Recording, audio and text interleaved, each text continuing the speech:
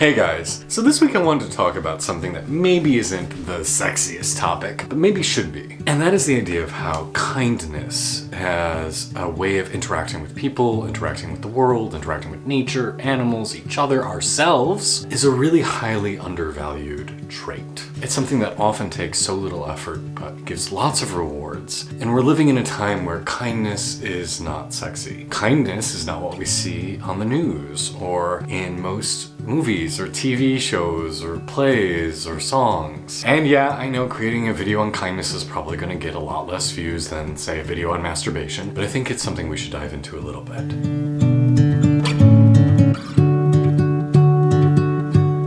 So hey, it's a pleasure to meet you. If we've never encountered each other before, my name is Kalen. I am an ecstatic spirituality life coach. I've written a couple books. I work with people one-on-one to help them live a more embodied, more full, more joyful life. And I host this YouTube channel, Ecstatic Self, where we find the intersection of spirituality, sexuality, meditation, sex, and finding belonging. So a couple days ago, I was leaving the park. I often take my dogs for a really long walk in the woods, and it's a public park, but the keepers of the park have a few times come up to me and been like, you know, you don't need to keep your dogs on leash, they're well behaved, feel free to let them run. And so that's what I do. My dogs love the opportunity to frolic freely in the foliage, but as I was heading back to my car in the park, there was this woman in her vehicle waiting for me, and she basically accosted me. She told me that she was going to call the police, how wrong this was, how dare I walk with my dogs off leash in the park. I can only imagine her reaction if she knew that that's actually where I often go to take naked photos in nature, but didn't feel inclined to mention that. And I'm not a terribly angry person, but there is something that will make me rage. And that is if you come for my dogs. My dogs are basically like my surrogate children. And anytime somebody comes and yells at my dogs for any reason, I move into rageful mode where I will hurt you. In fact, one time I was in Chicago with my dogs off leash in a park where dogs are normally off leash, and this mother came up to me and said, "You need to keep your dogs on leash because they might hurt children." My response was, "I think you should keep your children on leash because they're little terrors, and I would much rather interact with a dog than your little monster."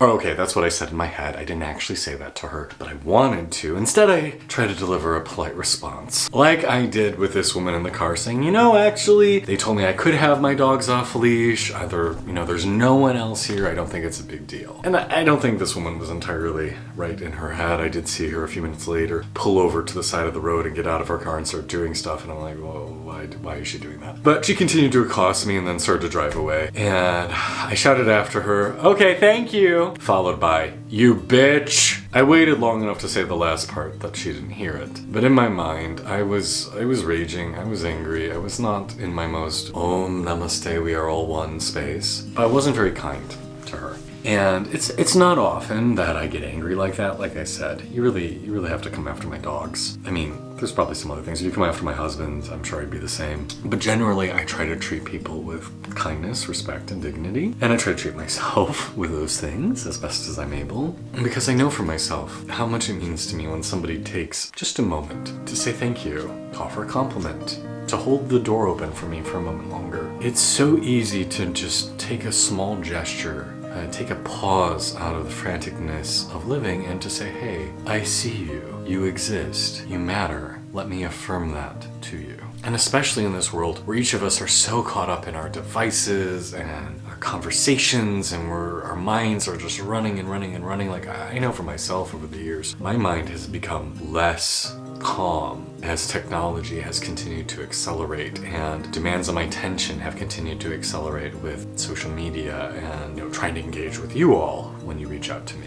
And in fact, one of the reasons that I always do try to respond to people when they reach out as much as I'm able is I know how a small gesture of even just saying thanks when it's somebody that you feel like you're developing a relationship with, or you feel like this person matters to you in some way, how nice that can feel. But I watch in our culture how kindness doesn't get attention. There's a book that came out this year by a journalist named Adam Serwer. I think I'm saying his name right. Serwer, rural juror, entitled Cruelty is the Point, and talking about how in modern politics, especially on the right, the idea of trying to be as cruel as possible has become in vogue, but it's not something new. It's something that has happened for a very, very long time. Because what are the things that grab headlines? What are the things that create clickbait? And it's the outrageous, the infamous, the scary.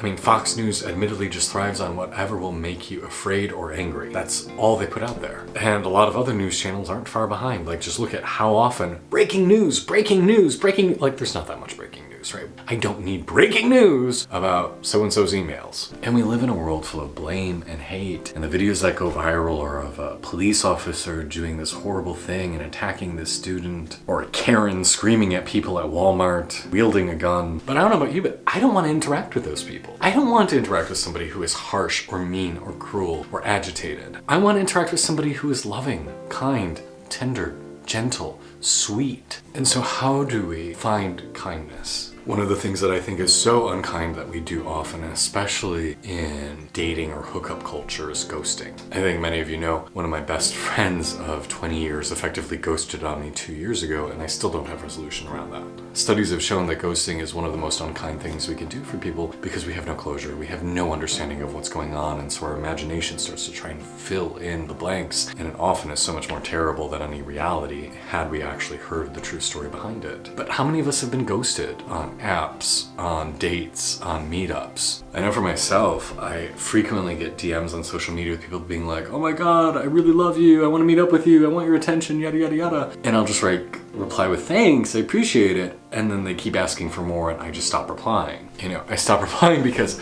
I don't know you, I have no relationship with you, you're coming across as really needy, I have a million other things I need to get done today, so I am not going to be able to reply to each one of your messages where you're demanding me focus on you. Like, I literally have people who wish me good morning every single morning, and I have never replied to them. Like, it's gone on for months. Months of people I don't know wishing me good morning every day. And I feel bad that I've ghosted on them. I wish I could have a kinder response. You know, I wish every interaction I could have with another human being, with another sentient creature, animal, plant, the earth, could be from a place of kindness and respect and dignity.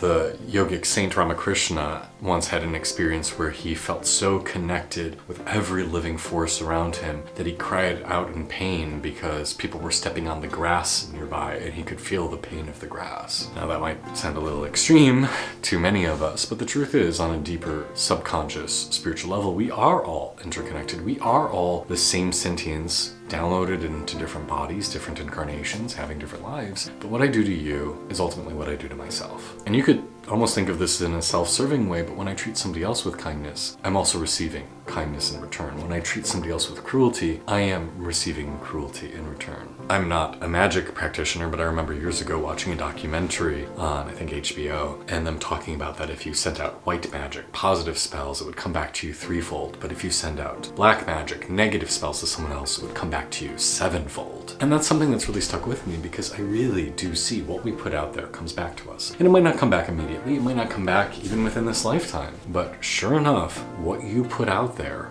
will return to you at some point because we are here to have experiences based on the choices we make. I got really upset this week when I saw Uganda passing this anti-LGBTQ legislation that they can confine people to life in prison or even kill them for being queer. And I wrote in a tweet that I later deleted saying, I'm not a very angry person, but I'm just going to say, I hope you all enjoy your next incarnations when you come back as somebody who is persecuted for being who you are. Because you will get back what you put out there. And if you treat people with love, respect, dignity, and kindness, then you will start to receive that more and more in return. Stories are told about how people would approach Mahatma Gandhi and be unable to tell a lie around him, physically unable, because he had so committed himself to truthfulness and only speaking the truth that it became impossible for others to treat him differently. I have watched in my own life as I have committed more and more to kindness, respect, truthfulness, integrity, how I generally receive that back so much more in the world. And yeah, there are sometimes upsets and there are sometimes people who do crappy things, but the ratio has greatly increased in the favorable direction. I think we all heard when we were a little kid, do unto others as you would like done unto you. Why is that so hard? Why is it so difficult to restrain yourself from going online and leaving that mean comment? Why is it so difficult to hold back from saying that thing that you know you're going to later regret? Why can't we just take a breath, take a pause, and slow down to approach this world with gratitude, respect, kindness, love? So that is my challenge for everyone still watching this video. And I know it's probably not going to be many because it's not the sexiest of topics, but this is my challenge for you this week. How much kindness can you practice? And I want to be clear, kindness isn't being nice. Nice is not a word I like very much. Nice is doing the easy thing, finding the easy way out, ingratiating people because you want something in return. Kindness is different. Kindness is sometimes saying the difficult thing that you don't want to say or others don't want to hear. Telling someone you went on a date with, hey, you're really great, I'm not feeling it, I really don't want to date you, is not nice, but it is kind. It's much kinder than just ghosting on them. Kind can be delivering that difficult feedback to an employee that they really need to hear for their growth, but is going to make you uncomfortable. Kind can be telling your lover how they can improve to be a better partner for you, even if it makes them uncomfortable in the process. I don't strive to be nice, but I do strive to be kind, and I invite you to join me on that journey. If you enjoy topics like this, I highly recommend checking out my books. I also recommend watching more on YouTube, of course, and if you ever want to talk one-on-one, please feel free to reach out to me. I'm always happy to work with you on your journey of becoming your best self and learning to live enthusiastically. All my best wishes to you. Blessings.